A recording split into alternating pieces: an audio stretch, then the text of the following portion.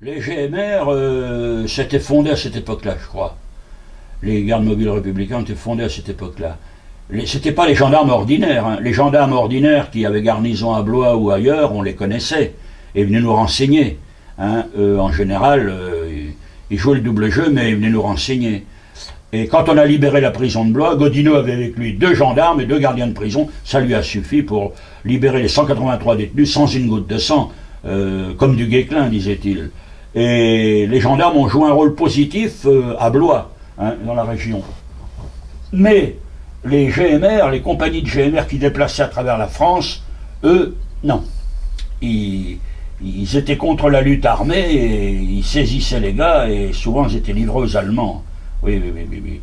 Il y avait pire qu'eux, c'était la milice, bien sûr, dont le chef de la milice était Rabier à Blois, qu'on appelait Rabier la merde parce que c'était le vidangeur de Blois, et dont j'étais grenadé à la maison la nuit du 14 juillet. Je ne sais pas si je l'ai raconté ça.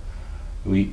Mais le soir du 14 juillet, après la mort de Fito, comme tout le monde avait peur, il y avait eu beaucoup d'arrestations à Saint-Gervais-la-Forêt, etc.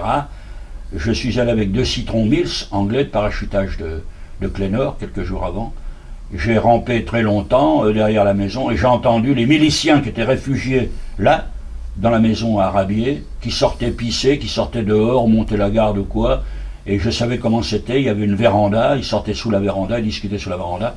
J'ai lancé, je suis descendu tout doucement. J'entendais les postes allemands qui se répondaient à 150 mètres les uns de l'autre.